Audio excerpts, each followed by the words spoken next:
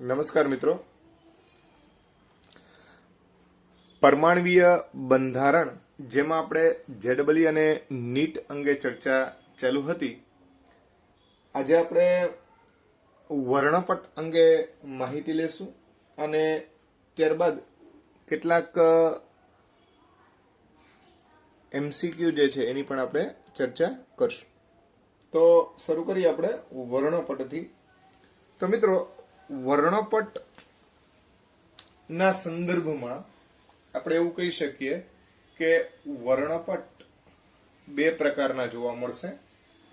એક જે છે એ ઉત્સર્જન વર્ણપટ અને બીજો જે છે એ શોષણ વર્ણપટ. એક છે ઉત્સર્જન વર્ણપટ અને બીજો જે છે એ શોષણ વર્ણપટ. મિત્રો, તમે જાણો છો એ પ્રમાણે કે કોઈ પણ પરમાણુ જે હોય એમાં ઇલેક્ટ્રોન આપણને જોવા મળે. આ ઇલેક્ટ્રોન જે છે એ સૌથી ઓછી ઉર્જા ધરાવતો સ્તર જે છે, આપણે માની લો કે n=1 કહીએ, તો ત્યાંથી ઇલેક્ટ્રોન n=2 માં જ્યારે જાય, બરાબર, n=2 અથવા એના કરતા કોઈ પણ ઊંચા સ્તર એટલે કે ઊંચો ઉર્જા સ્તર ધરાવતી કક્ષકોમાં ભ્રમણ કરે ઇલેક્ટ્રોન, તો અહીંયા એના માટે એટલી એને ઉર્જા જે છે એ શોષવી પડે. હવે E=h આવું આપણે શીખી ગયા, બરાબર છે. તો માની લો કે ઇલેક્ટ્રોન છે એ ઉર્જાનું શોષણ કરે છે, બરાબર છે. અહીંયા ઉર્જા જે છે એ આપણે વિકિરણના સંદર્ભમાં રજૂ કરતા હોય એટલે કે શોષણ વર્ણપટ જે છે એવું કહી શકીએ. પણ જ્યારે આ ઉત્તેજિત અવસ્થા જે છે, આપણે આને ભૂમિ અવસ્થા શબ્દ બોલીએ છીએ અને આપણે ઉત્તેજિત અવસ્થા શબ્દ બોલીએ છીએ, તો ઉત્તેજિત અવસ્થામાંથી જ્યારે પણ ઇલેક્ટ્રોન પાછો મૂળભૂત અવસ્થામાં ફરે ત્યારે એ ઉર્જાનું ઉત્સર્જન કરશે. શું કરશે? ઉર્જાનું ઉત્સર્જન, જે વિકિરણ સ્વરૂપે જ કરે. એટલે અહીંયા પણ જુદી જુદી રેખાઓ જે છે એ આપણને પ્રાપ્ત થાય છે. તો એને કહેવામાં આવે ઉત્સર્જન વર્ણપટ. મિત્રો, પ્રત્યેક તત્વ માટે શોષણ અને ઉત્સર્જન વર્ણપટ જે છે એનો અભ્યાસ કરી શકાય. પણ શરૂઆતમાં હાઇડ્રોજન તત્વ માટે થઈ અને શોષણ ઉત્સર્જન વર્ણપટ જે છે એનો અભ્યાસ કરવામાં આવ્યો. એના આધારે કેટલાક તારણો અને કેટલીક શ્રેણીઓ જે છે એ રજૂ કરવામાં આવી. તો હાઇડ્રોજન વર્ણપટ જેની વાત કરવા જઈએ તો હાઇડ્રોજન વર્ણપટ જે છે એ રેખીય પ્રકારનો, અથવા તો જેને રેખીલ કહેવાય, એટલે હાઇડ્રોજન વર્ણપટ રેખીય છે. રેખીય એટલે સળંગ નથી મિત્રો, બરાબર છે. 1 2 3 4 5 6 7 અમાન્ય કે આવી રેખાઓ મળી, બરાબર છે. પછી થોડોક વિસ્તાર જે છે એમનેમ છે, પછી ફરીથી પાછો ટૂંકમાં ફરીથી પાછા એટલે પટ્ટા સ્વરૂપે આખો વિસ્તાર સ્વરૂપે છે એ ટૂંકમાં પ્રાપ્ત થઈ. તો આવા વિસ્તારને એક શ્રેણી સ્વરૂપે રજૂ કરવામાં આવી અને આવી શ્રેણીઓ જે છે એને વૈજ્ઞાનિકોના સંશોધનના આધારે એને નામ આપવામાં આવ્યા, બરાબર છે. જેમ કે લાયમેન શ્રેણી. કેવી શ્રેણી? લાયમેન શ્રેણી. પછી બામર શ્રેણી, પાસ્ચન શ્રેણી, બ્રેકેટ શ્રેણી, ફુંડ અને હમકુરી, આવી જુદી જુદી શ્રેણીઓમાં એને વિભાજિત કરવામાં આવ્યા, બરાબર છે. તો આ વર્ણપટ જે છે એ રેખીય પ્રકારનો અથવા તો રેખીલ પ્રકારનો પ્રાપ્ત થયો. જેમાં આપણે શ્રેણીના નામ લખવા જાય તો શ્રેણી તો લાયમેન શ્રેણી, લાયમેન પછી બામર શ્રેણી, બામર પછી પાસ્ચન શ્રેણી, પાસ્ચન પછી બ્રેકેટ શ્રેણી, બ્રેકેટ પછી ફુંડ શ્રેણી, ફુંડ શ્રેણી અને ત્યારબાદ હમકુરી, હમકુરી. આ જે તે વૈજ્ઞાનિકના નામના આધારે આ વસ્તુ સમજાવેલી છે. હા મિત્રો, અહીંયા રેખાપદ અને શ્રેણીપદ એવી વાત કરી શકાય. એટલે કે આનું રેખાપદ લેવા જાવ, રેખાપદ તો 2 નંબર, 3 નંબર, 4 નંબર, આગળ આગળ આગળ અનંત સુધી આપણે લઈ શકીએ. શ્રેણી પદ બરાબર છે. તો એ થશે 1. એટલે કેવા શું માંગીએ છીએ તો કે જ્યારે બીજા નંબરમાંથી પહેલા નંબરમાં, ત્રીજા નંબરમાંથી પહેલા નંબરમાં, ચોથા નંબરમાંથી પહેલા નંબરમાં આવા જુદી જુદી રીતે જે કંઈ પણ રેખાઓ જે પ્રાપ્ત થાય એ લાઇમેન સિરીઝ ગણાય, એટલે લાઇમેન શ્રેણી તરીકે ઓળખવામાં આવે. બરાબર છે. અને આ આપણને આનો વિસ્તાર જોવા જાવ આવી સિરીઝનો તો એ છે યુવી અલ્ટ્રાવાયોલેટ વિસ્તાર છે એવું આપણે કહી શકીએ. હવે બામર શ્રેણી જે છે એના માટે પણ 3, 4, 5 કયા વિસ્તારમાં વાત આવે તો કે 2 નંબરમાં વિસ્તારમાં આવે. પછી તો કે ભાઈ 4, 5, 6 કયા વિસ્તારમાં આવે 3 માં આવે. પછી તો કે ભાઈ 5, 6, 7 અહીંયા કેટલા આવશે 4. બરાબર છે.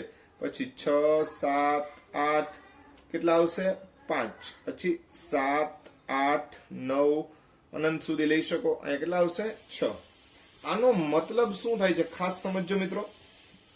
માની લો કે મેં તમને કીધું n બરાબર 1, n બરાબર 2, 3, 4, 5, 6, 7, 8 બરાબર છે.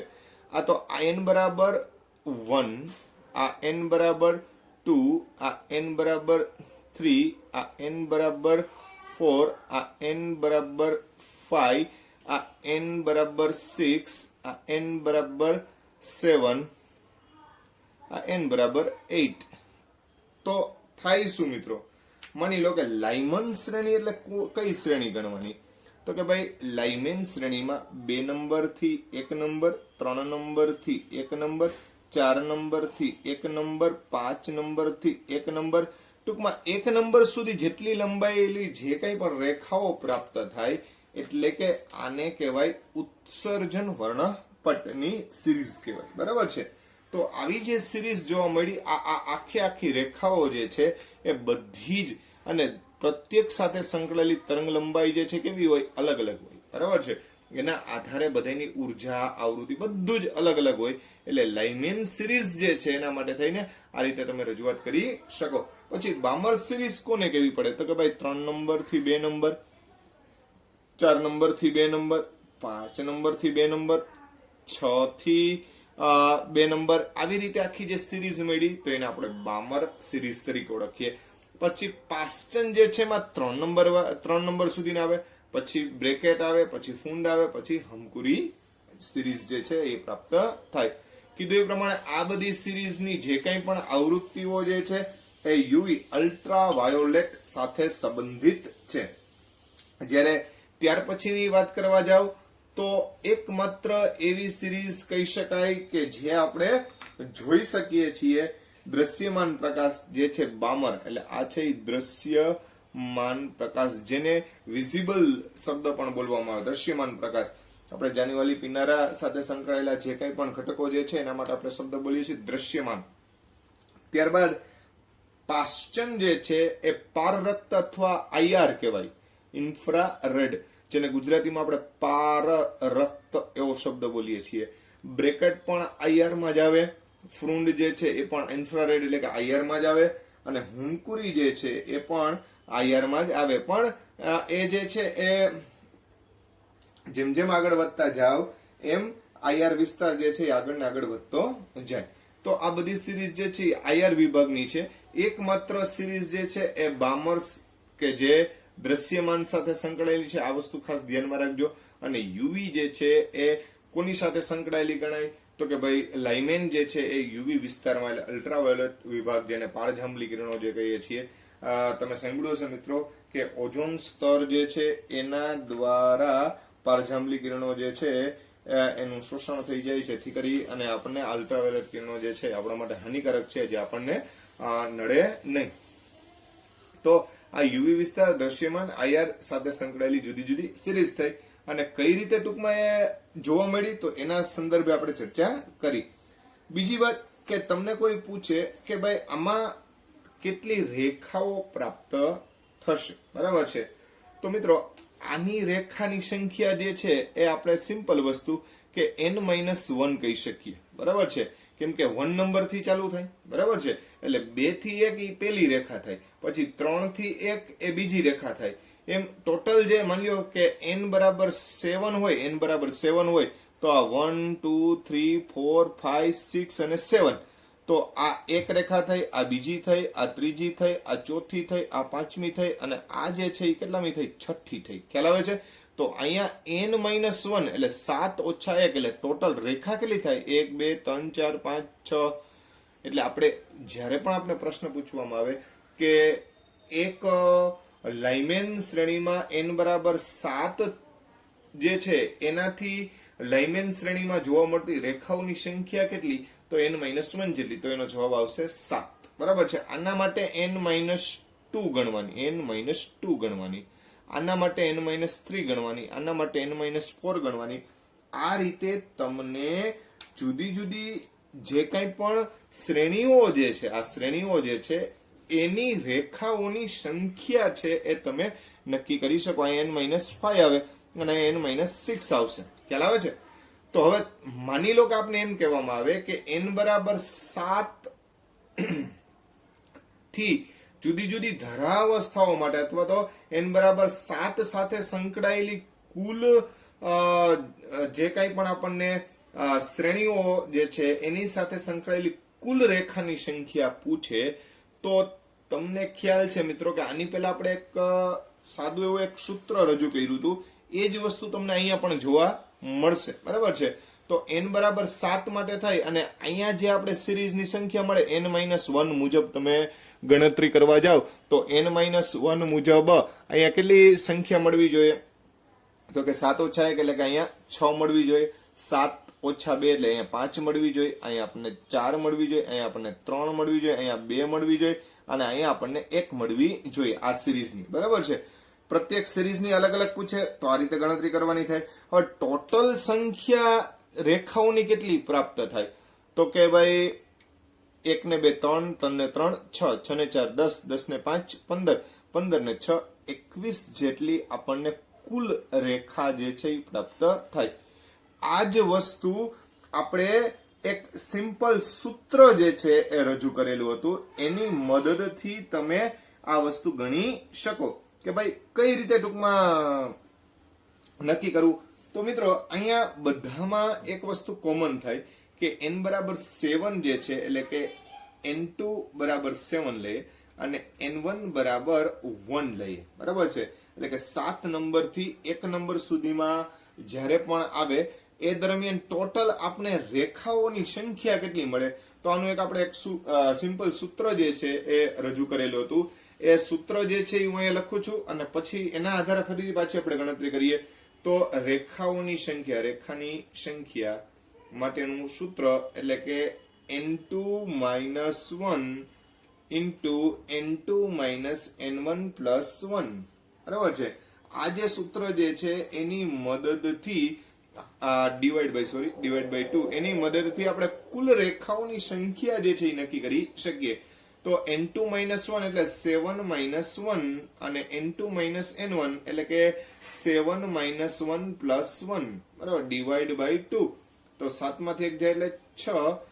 અહીંયા એક કેન્સલ કરી નાખીએ એટલે ઇન્ટુ 7 ડિવાઈડ બાય 2.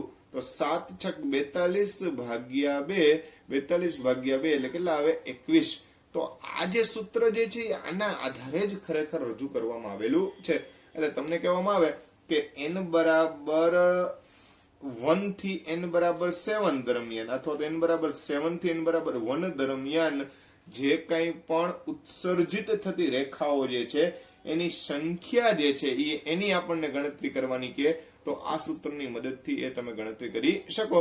અને જુદી જુદી શ્રેણીઓ એની આરે સંકળાયેલી છે. એ દરેક શ્રેણી n બરાબર 7 આવે એટલે n બરાબર 6 સુધીની બધી જ શ્રેણીઓ જે છે તમારે લઈ લેવી પડે. તો એના માટે જુદી જુદી રેખાઓ જે છે એની સંખ્યા આપણે આ સૂત્રની મદદથી ગણી શકીએ. હા, તમને કોઈ ઇન્ડિવિડ્યુઅલ શ્રેણી માટે પૂછે તો તમારે જોવાનું ભાઈ. આપણે પૂછે કે ભાઈ લાઇમેન સિરીઝમાં ટોટલ સંખ્યા કેટલી મળશે? તો કે ભાઈ 6. લાઇમેન પછી બામરમાં કેટલી મળી? તો કે 5. લાઇમેન બામર પાશ્ચનમાં 4, બ્રેકેટમાં 3, ફુંડમાં 2, હુમકુરીમાં 1. બરાબર છે. તો આવી રીતે જુદી જુદી શ્રેણી માટે પણ આપણે પૂછી શકે. તો આ રીતે એનો જવાબ રજૂ કરવાનો થાય. તો મિત્રો આ વાત થઈ વર્ણપટને અનુલક્ષીને. ખાસ કરીને આ સિરીઝ જે છે બધી એ ખાસ યાદમાં રાખજો કે એને અનુરૂપ ઘણા બધા પ્રશ્નો જે છે એ ઉદ્ભવી શકે. બીજું એનું રેખાપદ શ્રેણીપદ ખાસ ધ્યાનમાં રાખવાનું. દાખલા કે લાઇમેન સિરીઝ છે તો એના માટે થઈને શરૂઆત ક્યાંથી થાય? તો કે ભાઈ લાઇમેન 1 નંબરથી ચાલુ થાય. હવે સીધી બ્રેકેટ પૂછ્યું તો બ્રેકેટ કેટલા નંબરથી ચાલુ થાય? તો કે ભાઈ 4 નંબરથી ચાલુ થાય. બરાબર છે. એટલે 4 થી 5, 4 થી 6, 4 થી 7. વાસ્તવમાં તો 5 થી 4 આવે છે, 6 થી 4 આવે છે, પણ 4 નંબર જે છે એની ધરાવસ્થા કહેવાય. બરાબર છે. એટલે ધરાવસ્થાને ધ્યાનમાં લેવાની. પછી માની લ્યો કે હુમકુરી કે તો એની ધરાવસ્થા 6 નંબર લેવી પડે. બામર સિરીઝ કે તો એની ધરાવસ્થા 2 લેવી પડે. આમ કોઈ પણ સિરીઝ જે છે એ પૂછી શકે. બીજું કે કયા વિસ્તારમાંથી આ વસ્તુ જે છે એને અનુરૂપ જે રેખાઓ છે અથવા તો જે કઈ પણ શ્રેણી જે છે એ કયા વિસ્તારમાં જોવા મળશે એ પણ આપને પૂછી શકે. તો અહીંયા આપણે વર્ણપટના સંદર્ભમાં ચર્ચાઓ જે છે હવે પૂર્ણ કરીએ છીએ અને એને અનુરૂપ અમુક જે એમસીક્યુ છે અથવા તો અત્યાર સુધીમાં જે કંઈ પણ જોયા હોય એ પૂર્વ પહેલા જે કંઈ પણ પૂછાયેલા છે એવા એમસીક્યુ જે છે એની થોડી ચર્ચા કરી લઈએ. તો શરૂઆત આપણે એમ્સ 2011 નો પ્રશ્ન જે છે ત્યારથી કરીએ. તો એમ્સ 2011 માં એક પ્રશ્ન પૂછાઈ ગયો, ન્યૂનતમ તરંગલંબાઈ ક્યારે મળે? બરાબર છે. હવે બરોબર અહીંયા ધ્યાન રાખજો મિત્રો, આ આપણી સમક્ષ હમણાં જે આપણે ટોપિક કર્યો એના અનુરૂપ જ એક પ્રશ્ન જે પૂછાઈ ગયો છે. તો 2011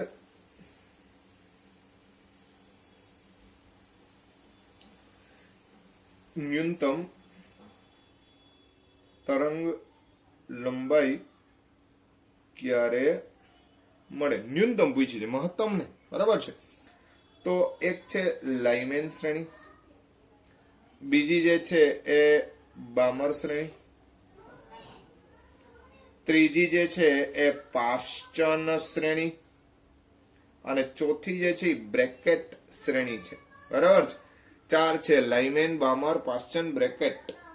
તો મિત્રો તમને ખબર છે કે જુદી જુદી સિરીઝ જે છે એના આપણા વિસ્તાર પણ લખેલા છે ને. આની પહેલા મેં તમને તરંગો જે છે એના વિસ્તાર જે છે એમાં તરંગ લંબાઈનો ક્રમ જે છે તમને લખાવેલો હતો. બરાબર. જેમ તમે આ વિસ્તાર તરફ જતા જશો એમ એમ તરંગ લંબાઈ જે છે એ શું થતી જાય? વધતી જાય. હા, આવૃત્તિ જે છે એ અને ઉર્જા જે છે એ ઘટતી જશે. બરાબર છે. એટલે અલ્ટ્રાવાયોલેટ જેટલા શક્તિશાળી હોય એટલા દ્રશ્યમાન ને ઇન્ફ્રારેડ નો, પણ તરંગ લંબાઈની દ્રષ્ટિએ આમ જાવ વિસ્તાર શું થતો જાય? વધતો જાય. આપણે ન્યૂનતમ પૂછી છે એટલે કઈ સિરીઝ આવશે? તો કે ભાઈ લાઇમેન શ્રેણી જે છે એની તરંગ લંબાઈ જે છે એ કેવી ગણી શકાય? તો કે ભાઈ ન્યૂનતમ તરંગ લંબાઈ ગણી શકાય. તો આ 2011 જે છે એની પરીક્ષામાં પૂછાયેલો પ્રશ્ન છે. ત્યારબાદ 2012 પીએમટી માં એક પ્રશ્ન જે છે એ અગાઉ આપણે એક સૂત્ર રજૂ કરેલું હતું કે કક્ષકો જે છે એમની અંદર કઈ રીતે આપણે કોણીય વેગમાન નક્કી કરવું. તો આ પ્રશ્ન મિત્રો આ પ્રકારના 2 વાર પૂછાયેલા છે. એક 2012 માં પૂછાયેલો છે. આ રીતનો એક પ્રશ્ન છે, ખાલી જગ્યા દ્વારા પી કક્ષક, ખાલી જગ્યા દ્વારા પી કક્ષક અથવા પી ઇલેક્ટ્રોન જે છે એનું કોણીય વેગમાન માપી શકાય. પી કક્ષકમાંના ઇલેક્ટ્રોનનું કોણીય વેગમાન માપી શકાય. હવે મિત્રો આની અંદર આપણને ઓપ્શન આપ્યા છે. એ ઓપ્શન છે √3/2 h/π, બી ઓપ્શન છે √6 h/2π, ત્યારબાદ સી ઓપ્શન છે h/√2π અને ડી ઓપ્શન છે √3 h/2π. મિત્રો આની પહેલા આપણે વાત થઈ હતી કે કક્ષકમાં કોણીય વેગમાન નક્કી કરવા માટે L × L+1 h/2π એવું આપણે સૂત્ર રજૂ કરેલું હતું. હવે અહીંયા તમે જાણો છો એ પ્રમાણે કે S, P, D અને F કક્ષક માટે કોણીય વેગમાન ક્વોન્ટમ આંક L જે છે અહીંયા 0, 1, 2 અને 3 આવું મૂલ્ય આવે. તો અહીંયા 1 મૂકીએ તો અહીંયા 1 + 2 એટલે અહીંયા 1 + 1 એટલે 2 એટલે √2 થાય કે નહીં? અહીંયા 1 અને 1 + 1 એટલે 2 × 1 એટલે √2 √2 એટલે આવો √2 ઇન્ટુ h અપોન 2 તો તમે જાણો છો આ √2 કેન્સલ થઈ જાય, √2 આવે એટલે h અપોન √2 તો આપણો જવાબ શું આવશે? સી ઓપ્શન છે એ આપણા માટે સાચો પડે. હવે મિત્રો આ જ પ્રકારનો એક આપણને પીએમટી 2015 માં પણ પૂછાયેલો છે. એની અંદર પ્રશ્ન જે છે એ તો આ ટાઈપનો જ છે, પણ અહીંયા આપણને પી ની જગ્યાએ આપણે ડી કક્ષક જે છે એ પૂછેલું હતું, બરાબર છે. એટલે ડી કક્ષક દ્વારા ઇલેક્ટ્રોનનું કોણીય વેગમાન જે છે એના સંદર્ભમાં આપણે પ્રશ્ન પૂછવામાં આવેલો હતો. તો વિકલ્પ જે છે એ આપણને આપ્યો હતો √2 h કટ, પછી બી ઓપ્શન હતો 2 √3 h કટ, સી ઓપ્શન હતો 0 h કટ અને ડી ઓપ્શન હતો √6 h કટ, બરાબર. તો હવે હમણાં જ કીધું હતું એસ, પી, ડી અને એફ 0 1 2 અને 3. તો ડી માટે એલ બરાબર 2 ઓપ્શન. તો અહીંયા આપણે શું મૂકશું? તો કે ભાઈ 2 ઇન્ટુ 2 પ્લસ 1 એટલે 3 ઇન્ટુ 2 એટલે 6 √6 અને આની પહેલા આપણે વાત થઈ છે ભાઈ h અપોન 2 ને h કટ તરીકે પણ લખી શકાય, એટલે √6 h કટ એવો આપણે એને જવાબ આપી શકીએ. તો આ સરખા પ્રકારના પ્રશ્નો પણ જુદી જુદી વખતે પૂછાયેલા છે, એ આપને સમજાવેલું છે, બરાબર. પછી એક એમ્સ 2016 માં બહુ સિમ્પલ પ્રશ્ન જે છે એ પૂછાયેલો હતો. ક્યારેક અતિ સરળ પ્રશ્નો પણ પૂછાતા હોય છે ભાઈ. બોહરના નમૂનાની મદદથી શું સમજાવી શકાય? બોહરના નમૂના વડે શું સમજાવી શકાય? હવે બોહરના નમૂના વડે શું સમજાવી શકાય? એમાં એક છે જીમાન અસર, બીજું છે સ્પાર્ક અસર, ત્રીજું જે છે H2 બંધ બનાવટ, H2 બંધ બનાવટ અને ચોથું જે છે એ છે હાઇડ્રોજન વર્ણપટ. આ પીએમટી 2016 જે છે એમાં પૂછાયેલો પ્રશ્ન છે, બરાબર છે. સોરી, એમ્સ 2016. તો મિત્રો બોહરના નમૂના વડે શું સમજાવી શકાય? તો સિમ્પલ વાત છે ભાઈ. બોહરના નમૂના વડે કયો વર્ણપટ સમજાવીએ છીએ આપણે? હાઇડ્રોજન વર્ણપટ જે છે એની આપણે સમજૂતી રજૂ કરી શકીએ. તો આ રીતે ટૂંકમાં સિમ્પલ પ્રશ્ન જે છે એ આપણે પૂછાયેલો હતો. આ જ રીતના એમ્સ 2012 જે છે એની અંદર આ રીતના એક પ્રશ્ન પૂછાઈ ગયો. 2012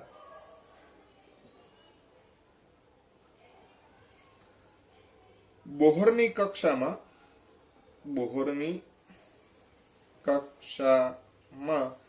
NH/2 ખાલી જગ્યા દર્શાવે છે. NH/2 શું દર્શાવે છે એવું આપણને કીધું છે, બરાબર છે.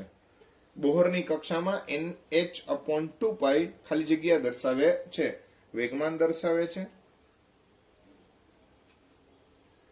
ગતિ ઉર્જા દર્શાવે છે, પોટેન્શિયલ દર્શાવે છે, પોટેન્શિયલ એટલે ઉર્જા, બરાબર છે. અને ડી ઓપ્શન કોણીય વેગમાન દર્શાવે છે, બરાબર.